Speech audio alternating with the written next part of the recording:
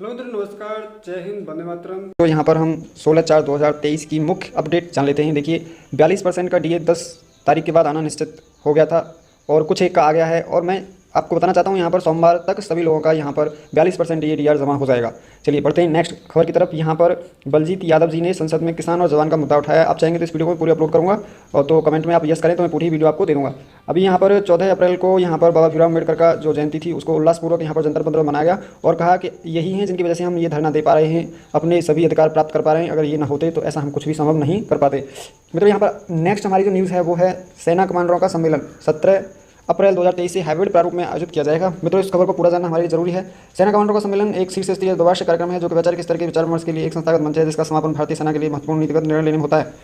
वर्ष 2023 के लिए पहला एसीसी 17 से 21 अप्रैल 2023 तक निर्धारित किया गया है। पहली बार सुरक्षित संचार के लिए उपलब्ध तकनीकी का उपयोग करते हुए हाइब्रिड प्रारूप में एसीसी आयोजित किया जा रहा है, जिसमें सेना के कमांडर वरिष्ठ अधिकारी पहले दिन वर्चुअल रूप से मिलेंगे और फिर उन मामलों पर शेष भौतिक बैठकों के लिए दिल्ली की यात्रा करें जिनमें विस्तृत विचार विमर्श की आवश्यकता होती है।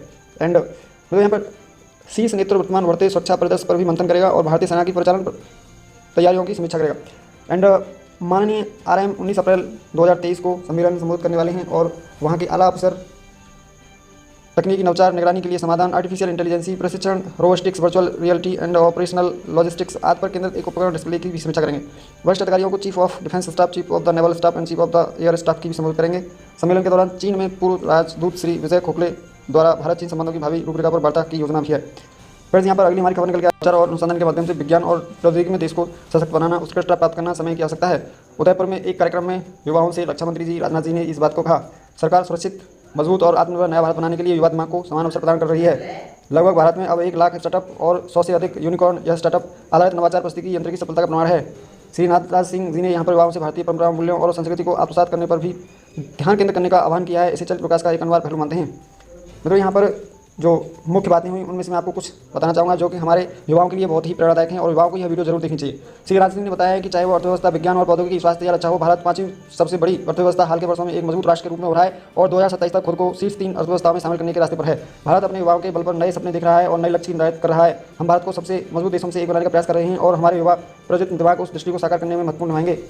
रक्षा मंत्री ने छात्रों को भारतीय परंपरा, मूल्यों और संस्कृति के बारे में ज्ञान प्राप्त करने पर समान ध्यान देने के लिए प्रोत्साहित किया है और इसे चरित्र विकास का एक अनिवार्य पहलू बताया है। उन्होंने उनसे स्वामी विवेकानंद, महात्मा गांधी और रविन्द्रनाथ टैगोर जैसे व्यक्तियों से प्रेरणा लेकर आग्रह किया है जिन्होंने समाज के सामने मूल्यों को रखा। उन्होंने कहा ये मूल्य आगे बढ़ते भारत को संपूर्ण बनाएंगे। श्री राजनाथ जी ने यहाँ पर कहा है किसी भी कार्य को प्राप्त करने के लिए दृढ़ इच्छा शक्ति के महत्व को रेखांकित किया जाता है। इस बात पर जोर दिया है कि सफलता और सत्ता दोनों ही जीवन का हिस्सा है और किसी भी उतार चढ़ाव से विचलित नहीं होना चाहिए। कोटा में IIT और NET के उम्मीदवारों द्वारा आत्महत्या की खबरों पर जिक्र करते हुए उन्होंने छात्रों से यह याद रखने का आह्वान किया है कि कोई भी लक्ष्य या सपना जीवन से बड़ा नहीं होता।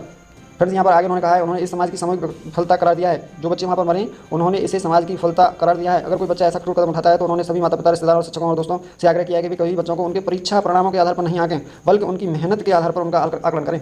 रक्षा मंत्री ने बदलते समय के अनुरूप नवीनतम तकनीकों को अपनाने के अलावा शिक्षा, साहित्य, संस्कृति और इतिहास के क्षेत्र में विभिन्न योजनाओं को लागू करने के राष्ट्र की सर्वांगीण प्रगति में योगदान देने के लिए विद्यापीठ की सराहना की है। उन्होंने विश्वविद्यालय परिसर में प्रसिद्ध राजपूत योद्धा और मेवाड़ के राजा महाराणा प्रताप की प्रतिमा का अनावरण भी किया है। उन्होंने कहा है कि शैक्षिक संस्थान में स्थापित प्रतिभा न केवल भावी पीढ़ियों की शिक्षा के माध्यम से राष्ट्र निर्माण में योगदान देने के लिए प्रोत्साहित करेगी बल्कि उनके दिलों में देशभक्ति और राष्ट्रीय भावना को भी पैदा करेगी।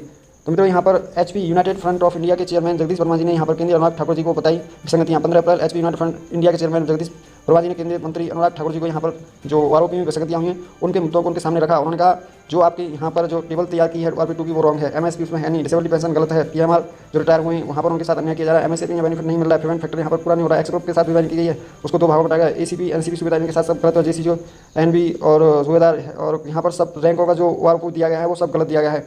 तो इसके बारे में यहाँ पर उन्होंने बातचीत करी है और उनको यहाँ पर मांग पत्र सौंपे हैं। यहाँ पर जो JCO इक्वल MSP का जो बताया जा रहा है कि यहाँ पर जो हार गई है केस, जो voice of ex serviceman society जो केस हार गई है वो गलत है। यहाँ पर ऐसा कुछ भी नहीं हुआ है और अभी यहाँ पर ऐसी कोई बात नहीं है। एक बार फिर यहाँ पर डिसेबिलिटी पेंशन का मुद्दा बाहर निकल के आ गया है और बठिंडा कैंट में सरकार अफसरों को बचाने की कोशिश कर रही है। बठिंडा कैंट में क्या हुआ है कि वहाँ पर 4 जवान शहीद हो गए हैं, आपको पता है जैसा कि आप लोग जानते हो, लेकिन उनका अभी किसने क्या कैसा हुआ है, क्या साजिश रची गई है, तो वहाँ पर अभी भी उसका कोई भी क्लियर निकल के नहीं है। जैसा आप लोग देखते हैं यहाँ पर ये सभी लोग यहाँ पर भूतपूर्व फौजी भाई अनुराग ठाकुर जी को यहाँ पर ज्ञापन सौंपते हुए आपके सामने दिखाई दे रहे हैं। तो मित्रों यह खबर कैसी लगी आप लोग जरूर बताएं। मैं आपसे अगली वीडियो में फिर मिलूंगा, तब तक के लिए जय हिंद, जय भारत, वंदे मातरम, नमस्कार नमस्कार नमस्कार।